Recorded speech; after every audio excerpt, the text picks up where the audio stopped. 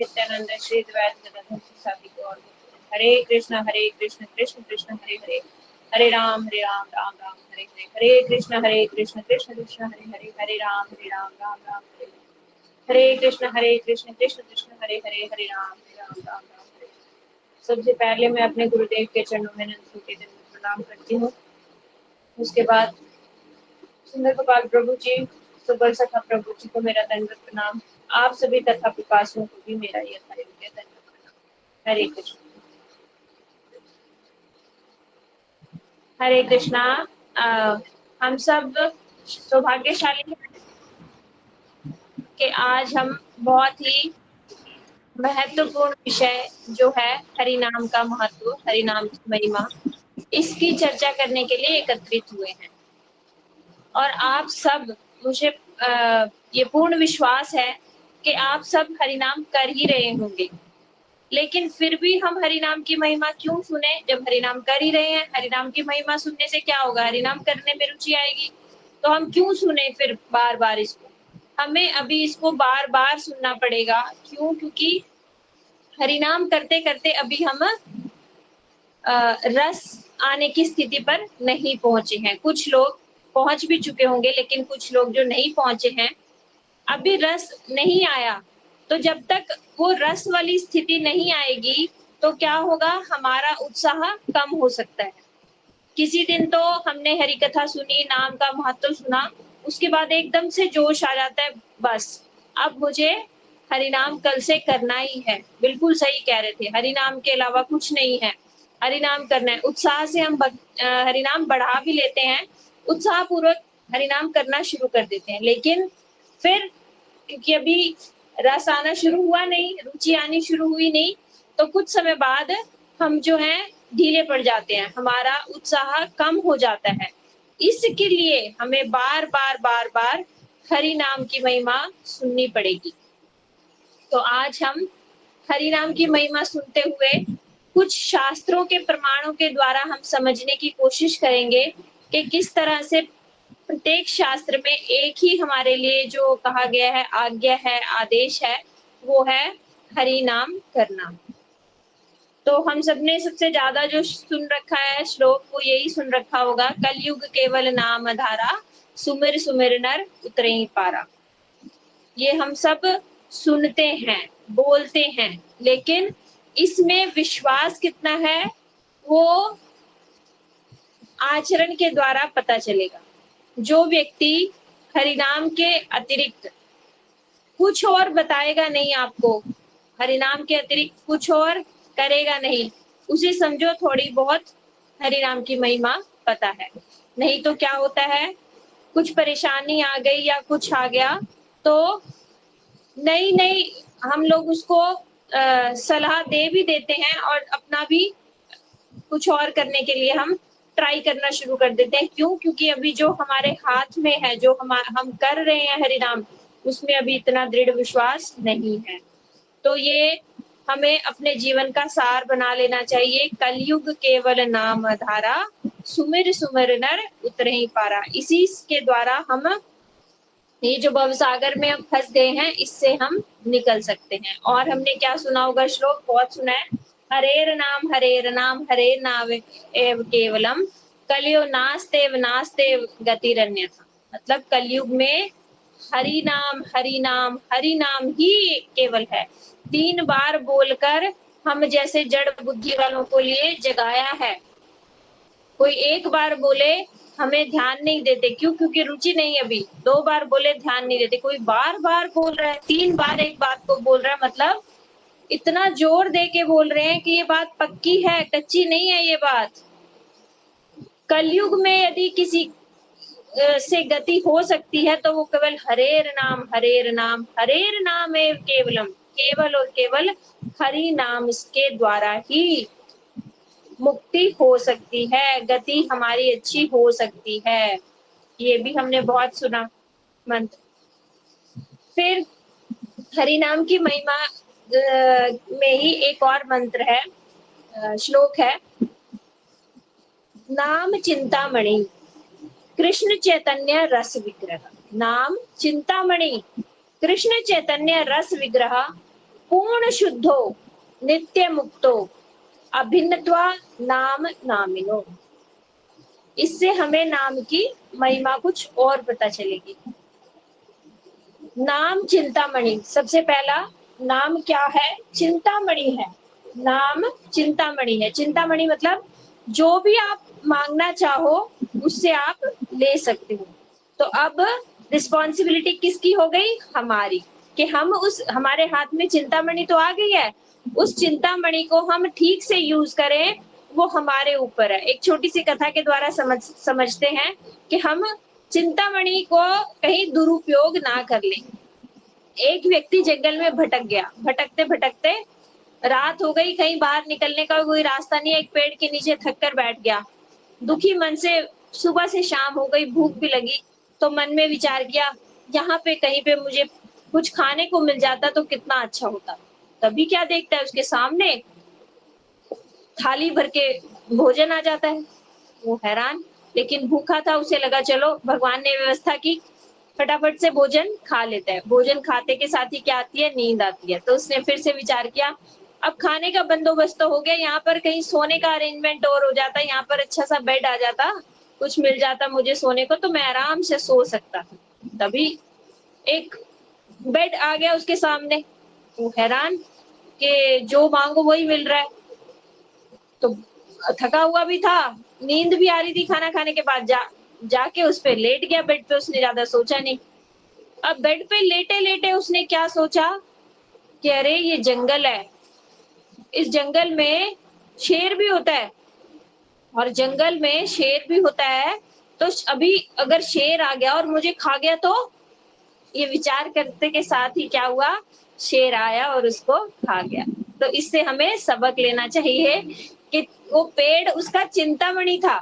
चिंतामणि पेड़ के नीचे बैठकर वो ये भी सोच सकता था कि मैं घर पहुंच जाऊं अपने, लेकिन उसने क्या सोचा? शेर आ जाए और मुझे खा जाए तो चिंतामणि जब हाथ में आ गई, तो चिंतामणि से हमें मांगना क्या है? उसको हमेशा सावधानी पूर्वक मांगना, कुछ संसार की वस्तु मांगना नहीं। क्योंकि संसार क्या है? संसार तो एक ना एक दिन छूटने वाला ही है। और संसार क्या है? संसार हमारे कर्मों का फल है। जैसा जैसा हमने कर्म किया है वैसा वैसा ही हमें मिलेगा। उसमें हम क्या अलग कर लेंगे? क्या अलग कर लेंगे? ये कर्मों को तो हमने कर्म फिलॉसफी में सुना ना, जितनी जल्दी हो इसको कर्म फल को भोग ले हम। भगवान से कर्म फल को जब आता है, कोई बहुत बुरा कर्म भी आता है, ऐसा नहीं मैं कहूंगी कि हम लोग इतने उन्नत हो गए हैं कि हमें असर नहीं पड़ेगा। असर पड़ता है, कई बार दुख लगता है, तो उसको सहने की शक्ति मांग लो। उसको हटाने के लिए मत बोलो भगवान को कि भगवान ये खत्म कर दो मेरी जो परिस्थिति आई है।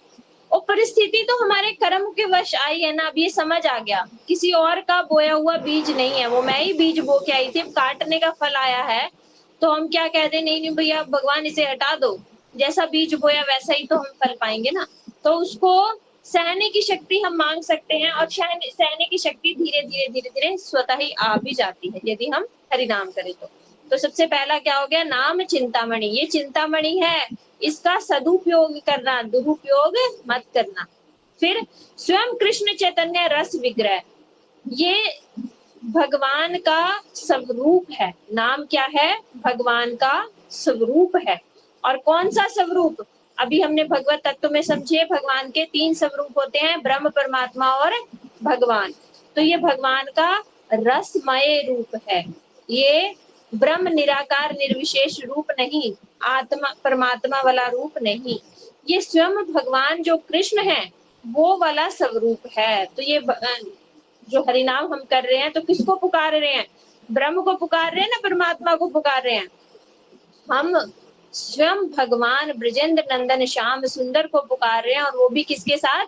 राधा रानी के साथ। हरे कृष्ण कृष्ण कृष्ण हरे हरे, हरे राम राम राम हरे हरे। इसमें हरे मतलब राधा रानी, कृष्ण मतलब कृष्ण, हरे मतलब क्यों राधा रानी? जो कृष्ण का मन को भी हर ले वो राधा रानी। और हमारे हिसाब से अभी अभी हमें वो लीला तत्व समझ नहीं आ रहे, लीला में हम प्रवेश नहीं करें, हमें समझ नहीं आ रही किस तरह से मन को हरण करती है राधा रानी। तो हमारे हिसाब से ये भी एक भाव हो सकता है जो हमारे पापों को हर ले, वो राधा रानी है ना। अभी तो हम अपने पापों से ही दुखी हुए बैठे हैं, जिसकी वजह से हमें जो है नाम तत्व, भगवत तत्व, इन सब की अनुभूति नहीं हो रही।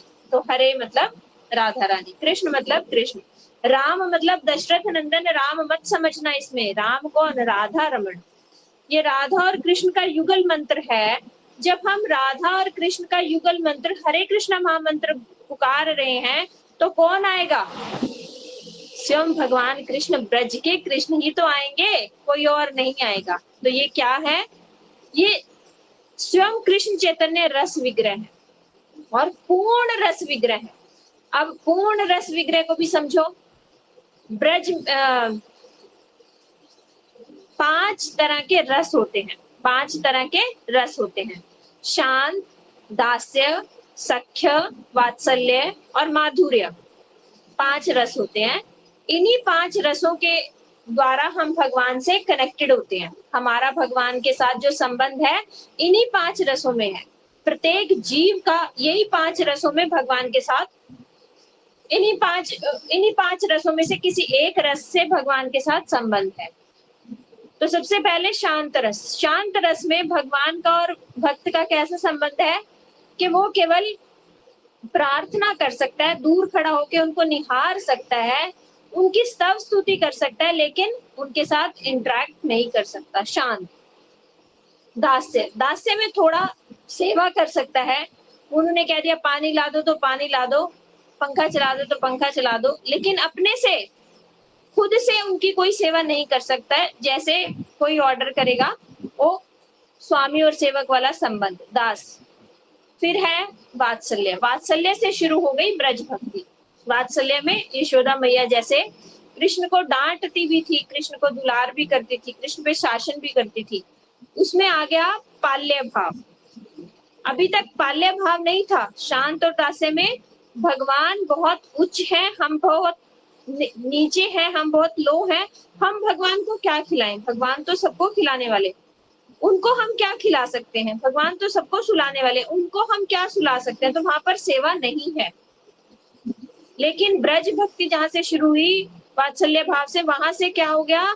ये तो मेरा है, अब मेरापन आ गया, ये मेरा लाला है, भगवान नहीं है, अब मेरापन आ गया और लाल्य भाव आ गया कि यदि मैं इसको खिलाऊंगी नहीं तो ये कमजोर हो जाएगा, ये भूखा रह जाएगा, मैं इसको सुलाऊंगी नहीं तो ये रोएगा, इसलिए सुलाना भी मुझे ही है, खिलाना भी मुझे ही है। क्यों? क्योंकि ये मेरा है। लाल्यपन आ गया। वात्सल्य से ऊपर आया सख्य। वात्सल्य से पहले आया सख्य भाव। सख्य भाव में मेरा आ गया, लेकिन लालन वाला भाव नहीं आया। हाँ, मेरा है, दोस्त है, इसके साथ हम एंजॉय कर सकते हैं, इसको आनंद दे सकते हैं खेल के, लेकिन इसको भूख लगेगी तो यशोदा मैया देखेगी, उसका पालने का कोई भाव नहीं है, लेकिन हाँ उसको हम आनंद दे सकते हैं। तो ये सख्य भाव पहले आया, फिर वात्सल्य आया जिसमें पालन का भाव भी आ गया, फिर वात्सल्य से ऊपर आया माधुर्य भाव। माधुर्य भाव को कहा जाता है पूर्ण पूर्ण रस। मतलब इसमें सखियां जो हैं वो आती हैं माधुर्य भाव में। सखियां कृष्ण के साथ खेल भी सकती हैं और माता यशोदा की वात्सल्य भाव को लेकर उनका लालन पालन भी कर सकती हैं। कृष्ण के लिए भोजन इत्यादि का प्रबंध भी कर सकती हैं और सखाओं की तरह उनको आनंदित भी कर सकती हैं। तो ये सारे रसों का जो मूल है वो माधुर्य रस है। माधुर्य रस से ही आगे, माधुर्य रस क्या है? पूर्ण रस। तो ये जो हम हरे कृष्ण महामंत्र कर रहे हैं, इससे हमें क्या मिलेगा? माधुर्य भाव में सेवा मिलेगी। पूर्ण रस विग्रह है ये। फिर पूर्ण मायातीत है और नित्य मुक्त है। ये कोई जड़ शब्द नहीं है, जैसे सांप, आग, ये सब जड़ शब्द हैं। लेकिन भगवान का नाम, सांप किसी ने नाम रखा है,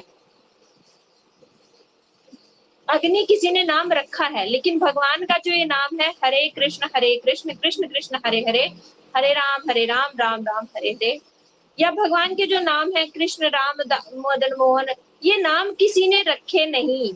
जब से भगवान है तब से ये भगवान के नाम चले आ रहे हैं। तो ये नित्य मुक्त है, ये जड़ नहीं है। और नाम और नामी में भेद नहीं है। क्यों? क्योंकि नाम और नामी में भेद नहीं है। तो नाम और नामी में भेद नहीं है, इसके लिए एक बहुत प्रसिद्ध कथा है जिसके द्वारा हम समझ सकते हैं। जैसे हनुमान जी ने एक राजा की रक्षा की थी नाम के द्वारा। वो राजा ने अपराध कर दिया था कुछ रामचंद्र जी के गुरु जी के चरणों में। तो रामचंद्र जी के गुरु जी ने बोला कि उसका सिर काट के लाओ मुझे। तो रामचंद्र जी उसको मारने के लिए गए और उसने शरण ली हनुमान जी के चरणों में। तो हनुमान जी ने उनकी रक्षा की किस तरह से? राम नाम के द्वारा। तो यहाँ से इस कथा से हम ये समझ सकते हैं कि नाम नामी से भी ज्यादा पावरफुल है।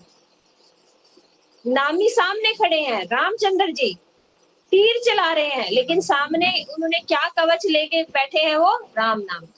हनुमान जी और वो राजा दोनों राम नाम कर रहे थे, तो वो तीर टकराकर वापस आ रहे थे। इससे क्या समझ आया?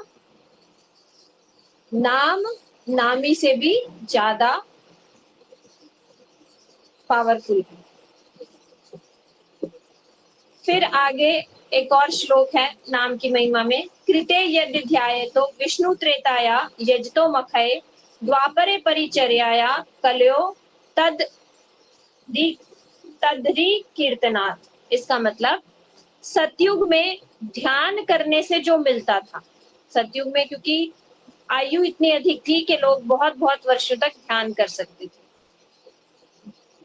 और शरीर भी अच्छा था और वातावरण भी अनुकूल था, इसलिए उस समय ध्यान कर सकते थे। जो ध्यान करने से मिलता था, त्रेता में जो यज्ञ करने से मिलता है, द्वापर में जो पूजा अर्चा करने से मिलता है, कलयुग में वही केवल नाम करने से मिल जाता है।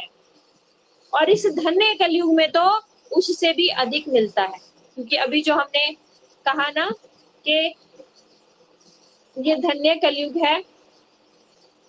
प्रत्येक कलयुग का धर्म नाम संकीर्तन, ये बिल्कुल क्लियर। प्रत्येक कलयुग में नाम संकीर्तन मुक्तिदायक है। जो सतयुग में, द्वापर में, त्रेता में जो मोक्ष मिलता था ध्यान से, तप से, इससे वो कलयुग में केवल नाम से मिल जाता था। लेकिन इस धन्य कलयुग में इसी हरि नाम से मोक्ष से भी ऊपर क्या मिल जाता है? राधा जी का दासी भाव, जिसे कहते हैं मंजरी भाव। तो जो सबसे हाईएस्ट रिवार्ड है, जो सबसे जीव के लिए जहां सबसे ऊपर जहां तक वो पहुंच सकता है, वो है राधा जी की दासी बनना। तो ये केवल और केवल इसी कलयुग में संभव है। क्यों? क्योंकि इस कलयुग में महाप्रभु आए हैं, चैतन्य महाप्रभु आए हैं। चैतन्य महाप्रभु ने आकर अनर्पित चिरम चिरात, मतलब जो इतने युगों से नहीं दिया गया था, चिरात मतलब बहुत युगों से जो नहीं दिया गया था, अनर्पित नहीं दिया गया था, वो दिया है इस कलयुग में। मतलब जो हम हरे कृष्णा महामंत्र कर रहे हैं, वो हमारे हाथ में वाकई में चिंतामणि है। उससे थोड़े में संतोष मत कर लेना, उससे केवल अपने पापों की मुक्ति के लिए मत लगा देना कि पाप खत्म हो जाए बस। उसे मोक्ष के लिए मत लगा देना, इस संसार से मुक्ति हो जाए बस। नहीं, जो उसका पूर्णतम उसका रिवार्ड है वो ही मांगना। वो क्या है? राधा जी का दासी होना। तो राधा दास्य भाव हमें मिल जाए, इसलिए हम हरि नाम कर रहे हैं।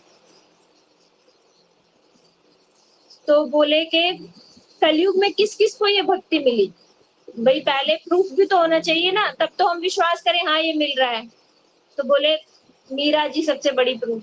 मीरा जी को कलयुग में ही मिली। और संत तुकाराम, ऐसे करके बहुत सारे हमारे संत हैं।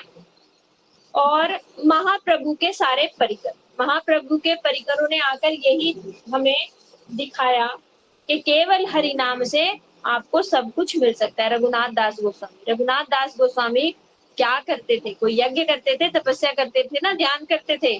कुछ नहीं। केवल और केवल एक राधा कुंड के एक किनारे पर बैठकर, तट पर बैठकर, पेड़ भी नहीं, पेड़ के नीचे भी नहीं बैठते थे। क्यों? क्योंकि पेड़ से भी आसक्ति ना हो जाए, मेरे मन में ये ना आ जाए ये मेरा पेड़ है। किसी पेड़ के नीचे भी नहीं बैठते थे, ऐसे ही धूप में, चिलचिलाती हुई धूप में बैठकर क्या कर रहे थे? हरे कृष्ण कृष्ण कृष्ण हरे हरे, हरे राम राम हरे हरे, यही महामंत्र कर रहे थे। क्या हुआ? राधा रानी स्वयं आई उनके ऊपर अपने चुन्नी से छाया करने के लिए, अपने दुपट्टे से उनके उनके ऊपर छाया करने के लिए स्वयं राधा रानी दौड़ी चली आई। तो ये हरे कृष्ण महामंत्र का ही प्रभाव है, जो राधा और कृष्ण स्वयं चिंतित हो जाते हैं कि इसको क्या दे दें। ये हमारा इतना प्रिय नाम का स्मरण कर रहा है, इसके लिए हम क्या दे दें? राधा रानी स्वयं उनके लिए, रूप गोस्वामी जी के लिए खीर बनाकर लाई। ऐसी अनेकों अनेकों कथाएं हैं हमारे महाप्रभु के परिकर की, जो 500 साल पहले ही आए और उन्होंने हमें दिखाया हरि नाम की महत्व, हरि नाम का इम्पोर्टेंस, किस तरह से हरि नाम हमें सब कुछ दे सकता है। सनातन गोस्वामी, सनातन गोस्वामी की भी कथा आप सबको पता होगी, किस तरह से मदन मोहन जी स्वयं उनसे नमक मांगते थे, स्वयं उनसे सेवा मांगते थे, कहते थे मुझे ले चलो यहाँ से सनातन। मथुरा की एक ब्राह्मणी के घर में रहते थे मदन मोहन जी, उनके बेटे का नाम था सदना और वो मदन मोहन जी को कहती थी मदना। तो सदना और मदना को बिल्कुल अपने बच्चों की तरह पालती थी। ठाकुर जी भी जब मर्जी उस विग्रह से बाहर निकलकर बालक के रूप में उस सदना के साथ खेलते थे।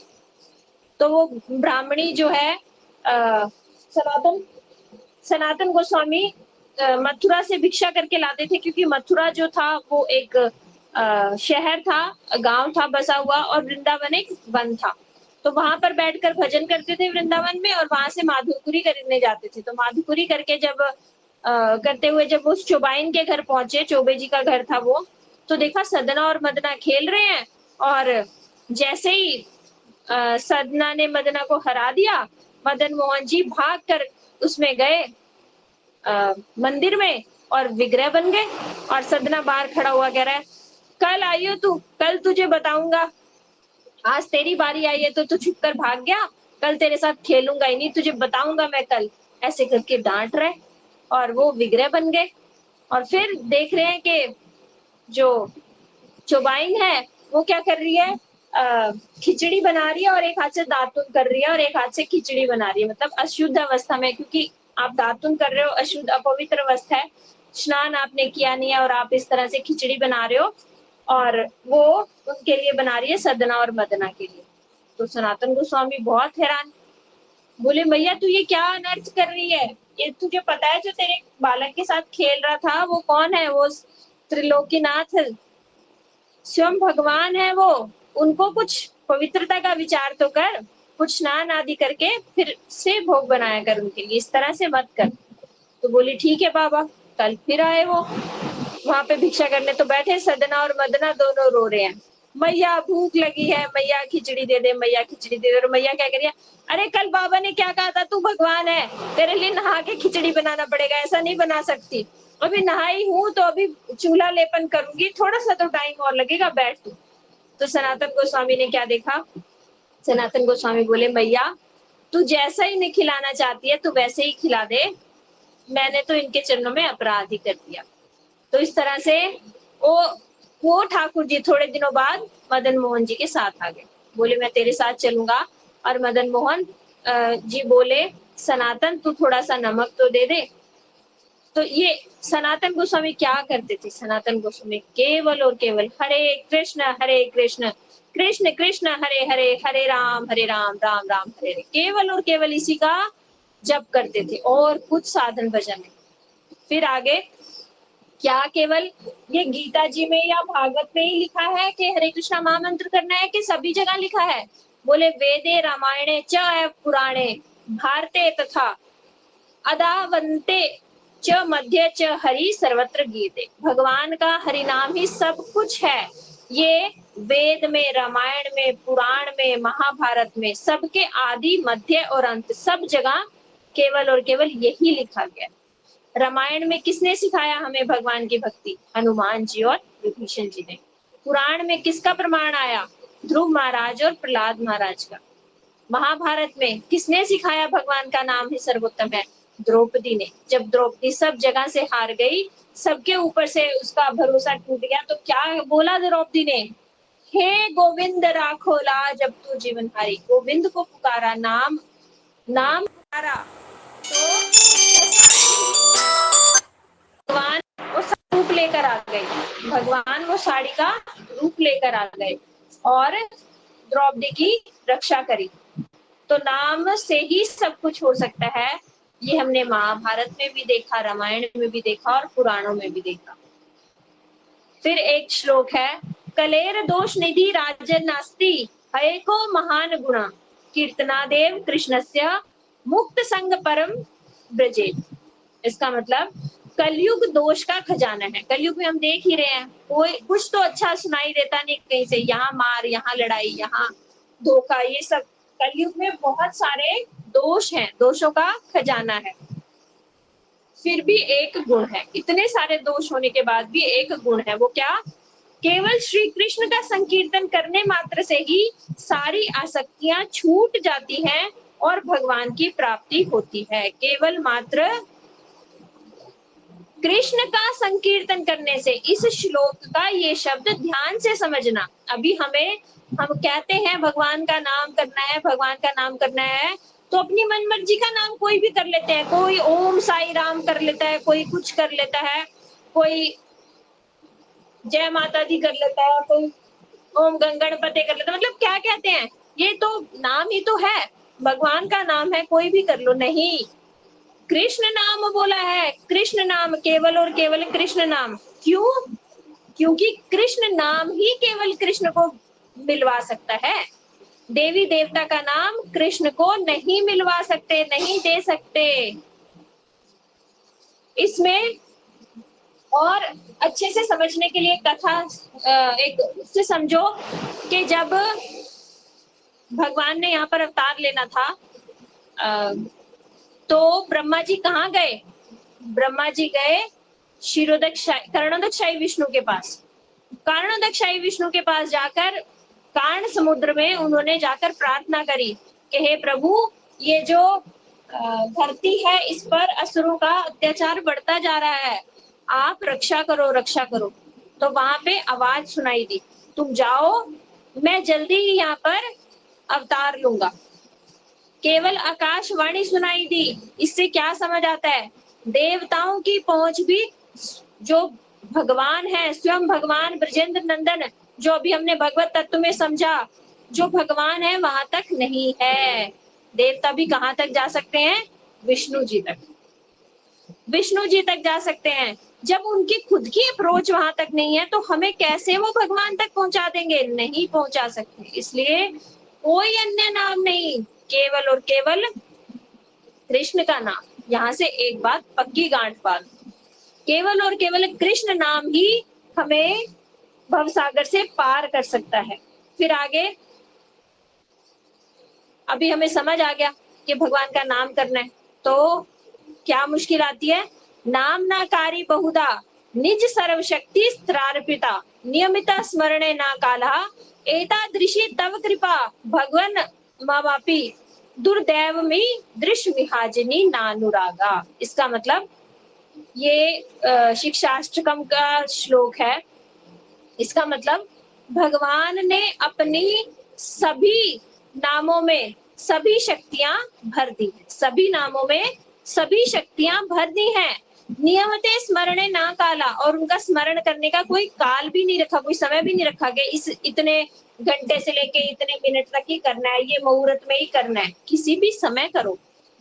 इतना भगवान ने हमारे ऊपर कृपा कर दी है। एतादृशी तब कृपा, उनकी इतनी कृपा देखकर भगवान ममापी दुर्दैव में दृषि में हाजनी, लेकिन मेरा दुर्दैव तो देखो, मेरा दुर्दैव देखो कि इतनी कृपा होने के बाद भी मेरा उस भगवान के नाम में अनुराग ही नहीं है। यहाँ पे हमें क्या सीखना है, क्या समझना है कि भगवान ने सभी नामों में सभी शक्तियाँ भर दी हैं, लेकिन क्या सभी नामों में सभी शक्तियाँ समान भरी हैं? नहीं। जैसा नाम वैसी उसमें शक्ति। जैसे हम भगवान को क्या कहते हैं? हे जगदीश। जगदीश मतलब क्या? जगत के ईश्वर। तो भगवान का उसमें कितनी शक्ति है? इस जगत संबंधी कुछ भगवान से चाहिए तो जगदीश्वर दे देंगे, क्योंकि वो जगत के ईश्वर हैं। लेकिन वो ब्रज का प्रेम चाहिए तो जगदीश्वर से मांगेंगे तो नहीं देंगे। समझ आई बात? परमात्मा परमात्मा भी आपको मोक्ष तक दे सकते हैं, लेकिन वो ब्रज का प्रेम नहीं दे सकते। ऐसा कैसे भाई? ऐसा क्यों? नाम तो भगवान के ही हैं। तो बोले कि भगवान ने प्रत्येक नाम में शक्ति भरी है, लेकिन नाम के अकॉर्डिंग, जैसा नाम उतनी ही उसमें शक्ति। इसको उदाहरण से समझो। जैसे मेरा नाम एक विशाखा है, एक मेरा नाम मिसेस शर्मा है या वर्मा है, एक मेरा नाम मेरे बच्चे के नाम से है, इसकी मम्मी, और एक मेरा नाम बचपन का समझ लो गुड़िया है। तो यदि मुझे कोई गुड़िया बोलेगा तो मेरे दिमाग में एकदम से जाएगा कि अरे, ये तो कोई मेरा बचपन का जानने वाला है, मेरा कोई बहुत अपना है जो मुझे बचपन से जानता है। मैं वैसे ही मुड़ूंगी उसको देखने के लिए कि अरे, कौन है जो मुझे बचपन का मुझे मिलने आया है। एक कोई मेरे बच्चे के नाम से मुझे बुलाएगा कि उसकी मम्मी, तो मैं सोचूंगी बच्चे के स्कूल का कोई फ्रेंड होगा, मुझसे क्या मतलब, बच्चे से मतलब होगा, बच्चे को पूछने के लिए मुझे बुला रहा होगा, तो मैं उस भाव से मुड़ूंगी कि बच्चे के लिए मुझे बुला रहा है। एक मुझे कोई विशाखा बोलेगा तो मुझे एकदम से लगेगा अरे, मेरा कोई गुरु भाई है, कोई ऐसा व्यक्ति है जो जिसका संबंध मेरे गुरु जी से है, जो मुझे भी मेरे को विशाखा नाम से जानता है और मेरे गुरु जी को भी जानता है। तो मैं उसको बड़े ही आदर के भाव से मुड़ूंगी उसको देखने के लिए कि कौन है जो मुझे विशाखा नाम से जानता है। तो अब इसको देखो, नाम मेरे ही सारे, लेकिन मैं प्रत्येक नाम के ऊपर अलग तरह से रिएक्ट कर रही हूँ कि नहीं? उसी तरह भगवान भी प्रत्येक नाम पे अलग तरह से रिएक्ट करेंगे। यदि आपने गोपीजन वल्लभ बोला तो भगवान इतने हैरान होंगे कि अच्छा, ये इतना भी जानता है कि मैं गोपियों का वल्लभ हूँ, गोपियों का प्रेमी केवल और केवल मैं हूँ, ये इसको पता है गोपीजन वल्लभ। राधा रमन बोला, अरे, इसे इतना भी पता है कि राधा के साथ जो रमण करता है वो मैं ही हूँ, ये मेरा कोई ब्रज ब्रज को जानने वाला भक्त है। भगवान ऐसे रिएक्ट करेंगे। और परमात्मा बोला तो अच्छा, जगदीश बोला तो अच्छा, ठीक है, इस जगत को कोई जानने वाला है, उसको पता है इस जगत की सृष्टि किसने की, तो इस सृष्टि करने वाले को मुझे पुकार रहा है, इस जगत का कुछ चाहिए होगा, भगवान वैसे रिएक्ट करेंगे। तो अब आपका प्रश्न होना चाहिए कि सबसे नाम गोपीजन वल्लभ, ये तो बहुत पावरफुल नाम है कि भगवान को उनकी गोपियां भी याद दिला देता है, तो क्या हम कल से गोपीजन वल्लभ गाने लगेंगे? नहीं।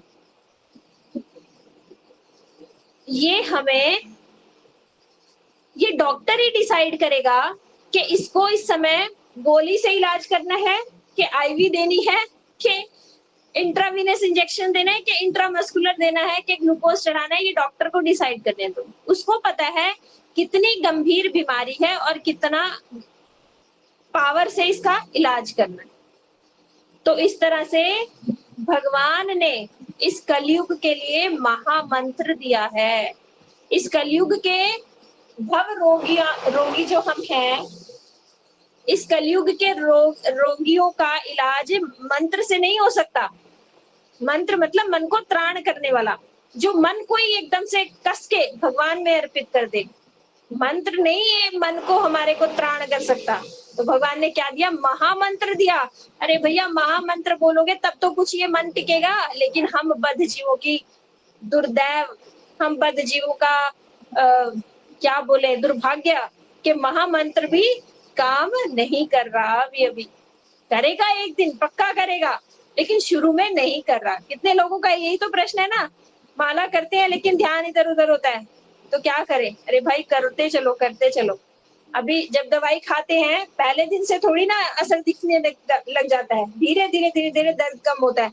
अच्छा हाँ, आज दर्द कम हो रहा है इसका मतलब डॉक्टर ठीक इलाज कर रहा है। जब तक दर्द कम नहीं होता दवाई खाने के बाद भी हमारा क्या मन में आती है, डॉक्टर पता नहीं सही है भी कि नहीं, हम कहीं फंस तो नहीं गए यहाँ पर इस हॉस्पिटल में आके, ये दर्द तो जा नहीं रहा। लेकिन वो डॉक्टर क्या कहता है, अरे 4-5 दिन लगेंगे, दवाई खाओ खाओ खाओ, खाते धीरे धीरे आराम आएगा। इसी तरह ये महामंत्र मन को त्राण करेगा ही करेगा, मन को त्राण करके एकदम राधा कृष्ण के चरणों में ले जाएगा।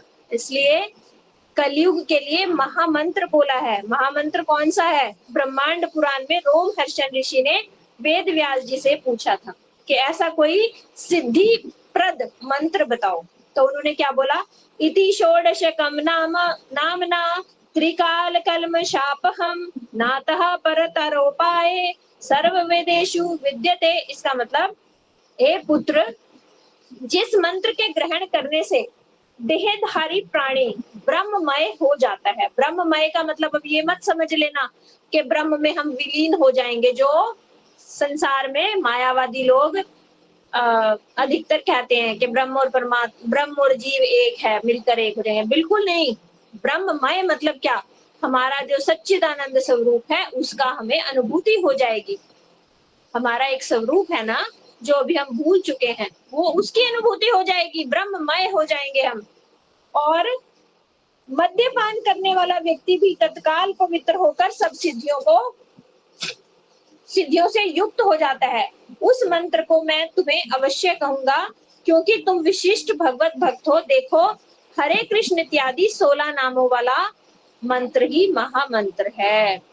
उन्होंने बोला, मतलब कितनी बड़ी चीज, इस संसार के भव रोग से मुक्ति। लेकिन किसको? मद्यपान करने वाला व्यक्ति, शराब पीने वाला व्यक्ति, मतलब जो इस संसार में पाप कर रहा है, वो भी यदि पापी व्यक्ति भी यदि भगवान का हरे कृष्णा महामंत्र, ये 16 अक्षरों का मंत्र का उच्चारण करेगा तो उसे वो सिद्धि प्राप्त हो जाएगी। सिद्धि प्राप्त होना क्या? स्वरूप सिद्धि, अपने स्वरूप का अनुभूति होना, स्वरूप सिद्धि हो जाएगी। किसको? पाप करने वाले व्यक्ति को भी। ये भगवान ने अश्योरेंस दी। और वो सिद्धि होगी कैसे? बोले जब पाप खत्म होंगे तब तो ये पाप जो है, हरे कृष्णा महामंत्र त्रैकालिक पापों को नाश करता है। त्रैकालिक मतलब जो हमने भूत में पाप कर दिए, पिछले जन्मों में कर दिए, उनको भी नाश कर देगा। जो हम वर्तमान में कर रहे हैं उनको भी नाश कर देगा। नहीं, जो हम प्रेजेंट में कर रहे हैं, हाँ, वर्तमान में जो हम कर रहे हैं उनको भी नाश कर देगा, और जो हम भविष्य में करेंगे उनको भी खत्म कर देगा। तो आपका प्रश्न होना चाहिए, अरे भविष्य में होने वाले पापों का कैसे नाश कर देगा? अभी हमारे हृदय में भविष्य में करने वाले पापों का क्या बैठा है? बीज बैठा है। वो बीज ही एक दिन स्फुरित होगा, वो बीज ही एक दिन हमसे पाप करवाएगा। तो हमारे हृदय में बैठे हुए पापों के बीज को समूल नाश कर देगा केवल और केवल हरे कृष्णा महामंत्र। तो हरे कृष्णा महामंत्र के द्वारा ही पापी व्यक्ति भी स्वरूप सिद्धि को प्राप्त कर सकता है। फिर एक प्रश्न आता है, हरे कृष्णा महामंत्र को ज्यादातर लोग क्या बोलते हैं? हरे राम राम राम हरे हरे, हरे कृष्ण कृष्ण कृष्ण हरे हरे। क्यों बोले? राम जी पहले आए इसलिए राम जी पहले बोलो, कृष्ण जी बाद में आए इसलिए। पहले तो ये समझ लो, राम जी मतलब दशरथ नंदन राम नहीं है, वो राधा रमण ही है। पहले तो एक बात ये। दूसरा, ये जो उच्चारण का इसको क्या कहते हैं, क्रम है, ये गलत है। जैसा हमारे शास्त्रों में हमें बताया गया है बिल्कुल उसी क्रम से करना है। द्वात्रिशदक्षरारण्येन कलयो नामनि सर्वदम एतत् मंत्रं सुत श्रेष्ठ प्रथम शृणुयान्यरः। इसका मतलब, हे पुत्र श्रेष्ठ, सर्व सिद्धि प्रद हरे कृष्ण इत्यादि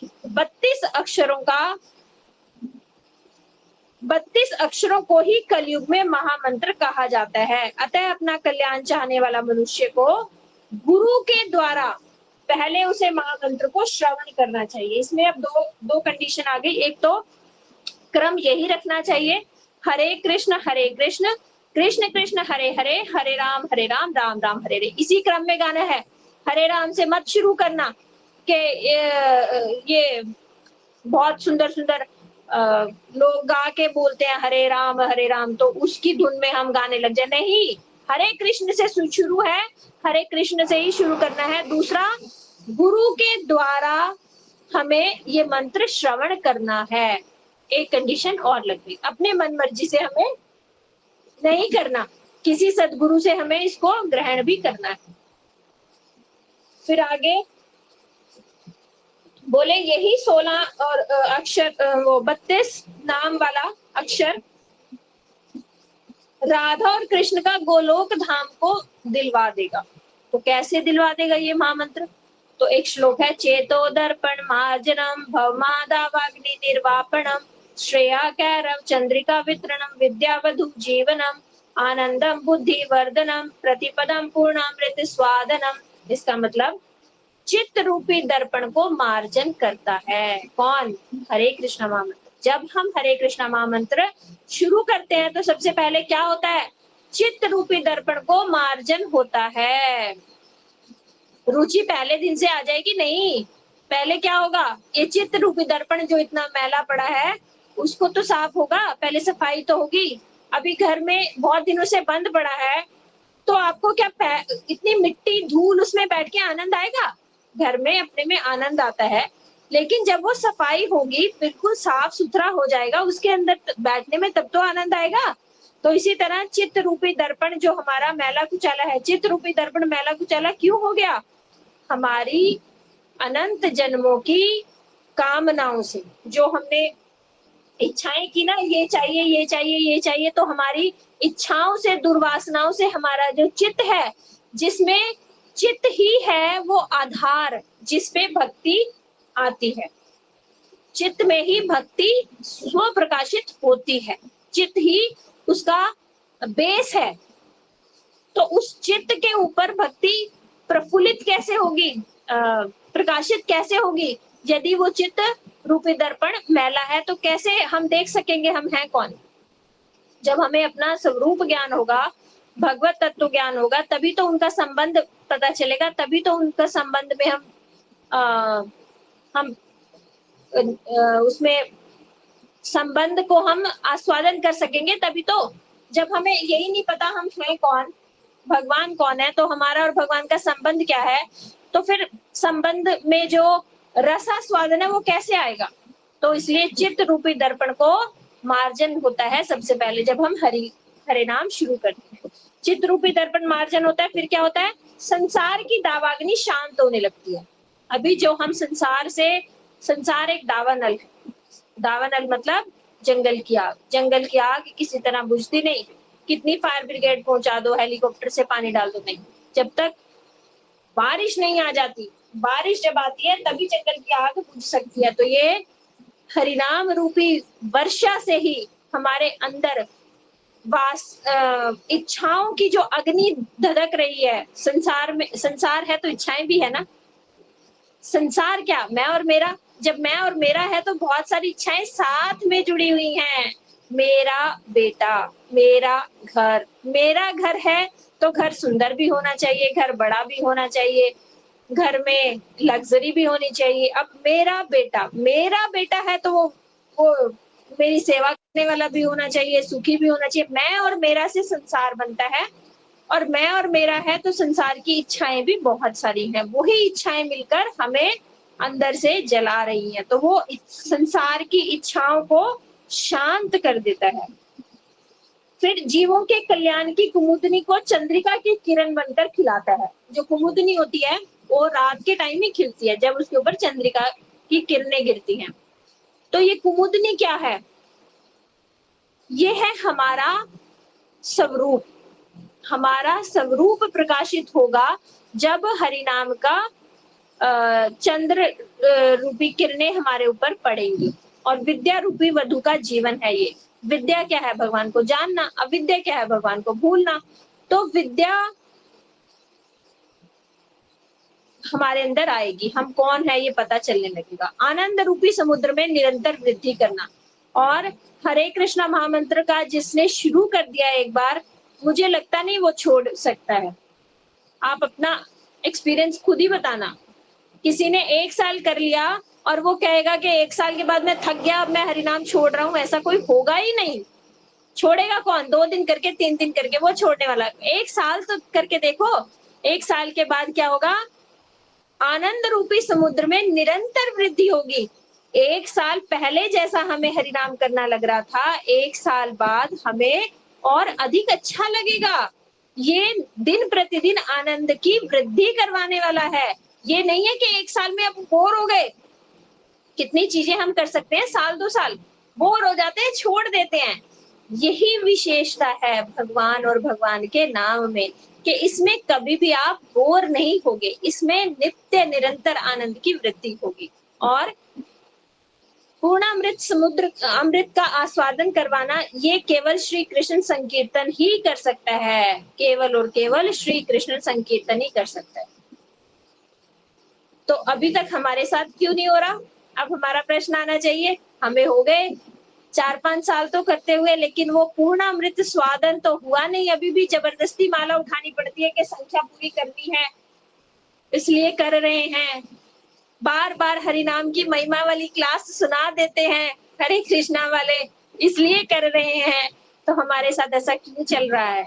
इसका भी आंसर हमारे पुराणों में, शास्त्रों में दिया गया है। स्यात् कृष्ण नाम चरितादि सीताप्या विद्या पित्तोक्त तप्त रसनस्य न रोचिका नु किंतादरानु दुनम खलु शैव जुष्टा स्वादि क्रमाद भवति तदगद मूल हंत्री। इसका मतलब जैसे पीलिया के रोगी को मिश्री कड़वी लगती है, लेकिन ये मिश्री कड़वी है सोचकर यदि वो फेंक देगा तो उसका पीलिया रोग कभी दूर नहीं होगा। ये मिश्री ही उसके पीलिया रोग की औषधि है।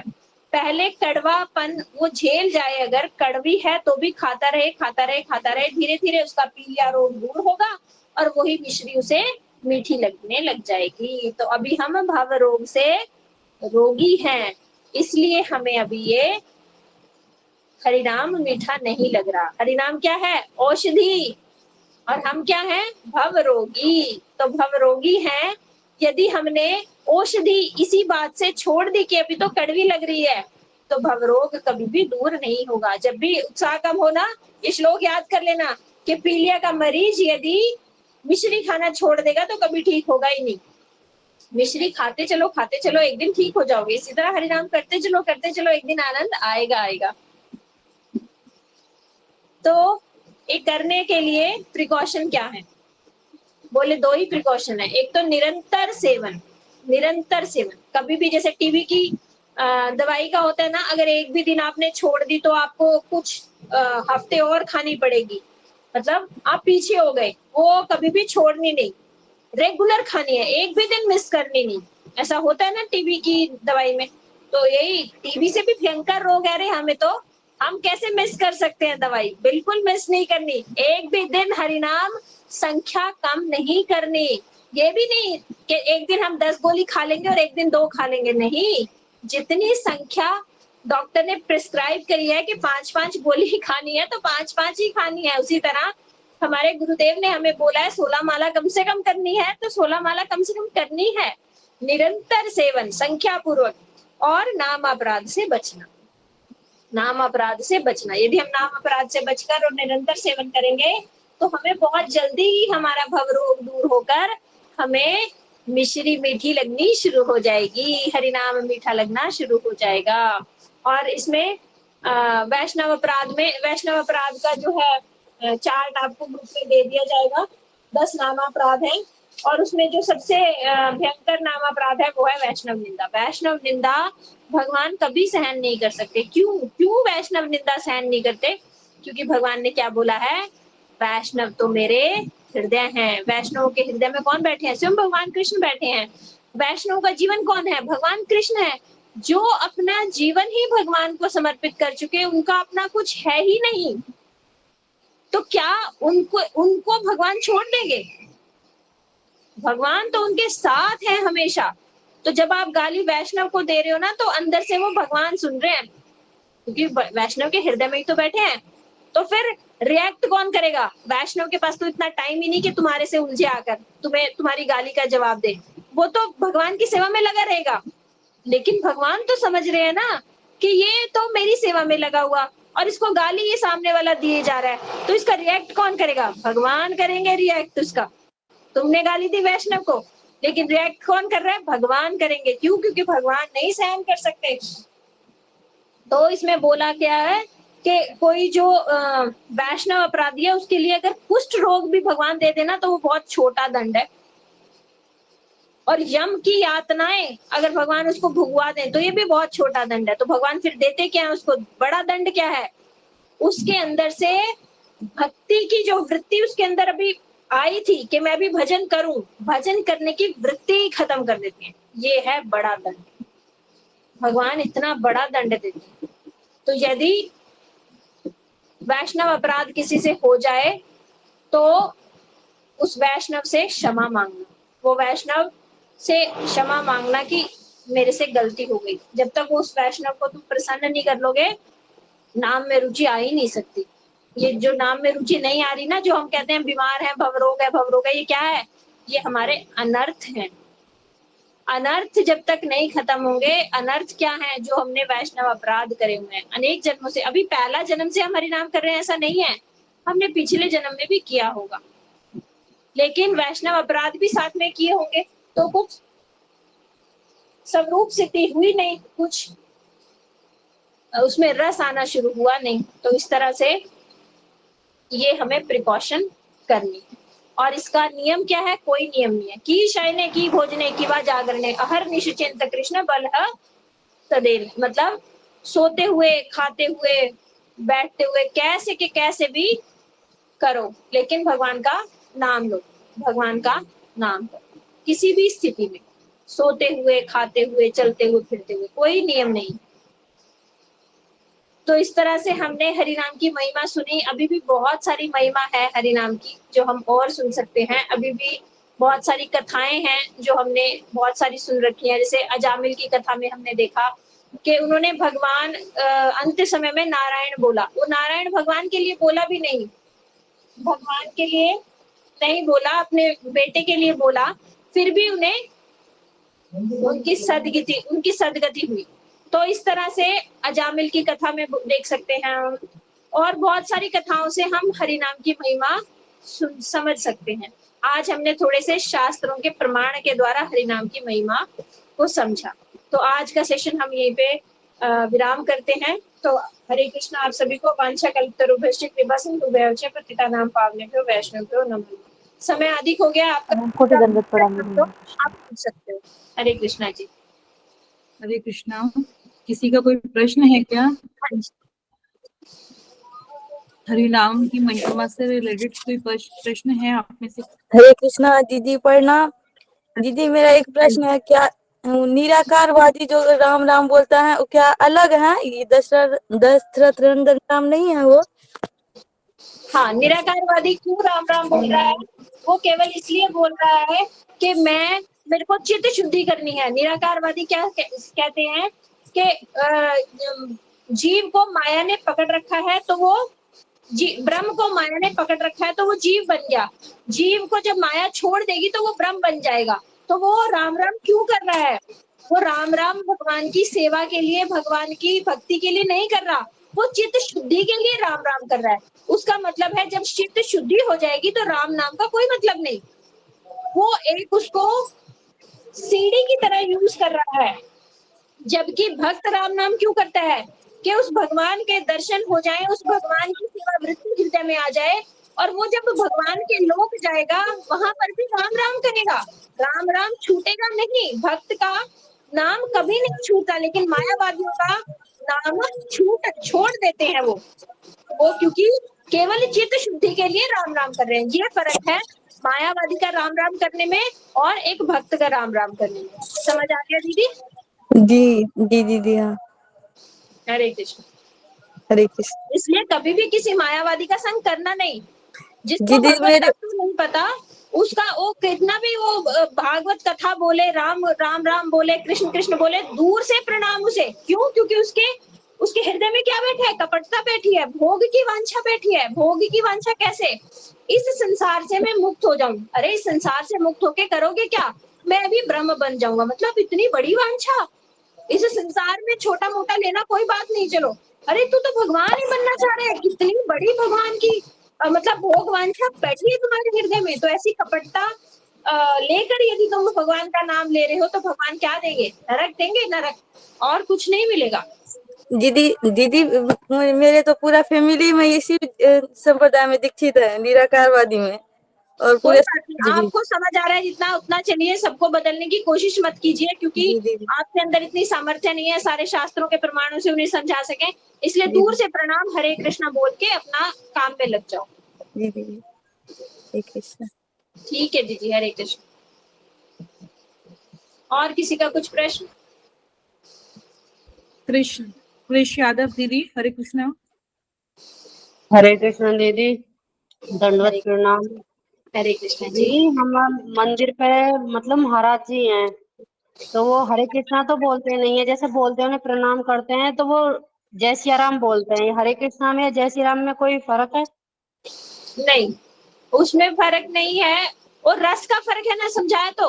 राम जी के पास जो जाएगा वो क्या मिलेगा उसे? राम जी के क्या सखा हैं जो उनके कंधे पे चढ़ सकते हैं? राम जी के सखा कौन? राम जी के सखा प्रणाम करके नीचे बैठते हैं, दूर बैठते हैं। वो बाली और वो कौन था बाली का भाई? सुग्रीव। सुग्रीव उनका मित्र ना, विभीषण उनका मित्र। और ब्रज के सखा देख लो, सुबल सखा, सुदाम, श्रीदाम, ये क्या चल रहे? तू क्यों सोया है? उनके कंधे पे भी चढ़ जाते हैं, उनको मुंह पे गाल पे ऐसे भी कर देते हैं, और उनको डांट भी देते हैं। जहां प्रेम की अधिकता होगी वहीं पे तो होगा। तो इसलिए ये बहुत अभी नीचे लेवल पे हैं हम, अभी वहां तक पहुंचे नहीं। तो ठीक है, जय श्री राम बोल रहे तो उनको जय श्री राम बोल दो, उसमें क्या है? और ठीक है रस तक दीदी। तो आप समझ गए, बाकी सब थोड़ी ना समझेंगे। आप अपना हरे कृष्णा महामंत्र ही करना, ऐसा नहीं। वो तो एक बोलने में है, बोलने में तो हम किसी को भी राम राम बोल सकते हैं, इसमें कोई गलत नहीं है। लेकिन जो हमने जप करना है वो हरे कृष्णा महामंत्र का ही करना है, केवल और केवल। वो जय सिया राम का नहीं शुरू कर देना। ठीक है दीदी? ठीक है दीदी, हरे कृष्णा दीदी। और किसी का कुछ प्रश्न?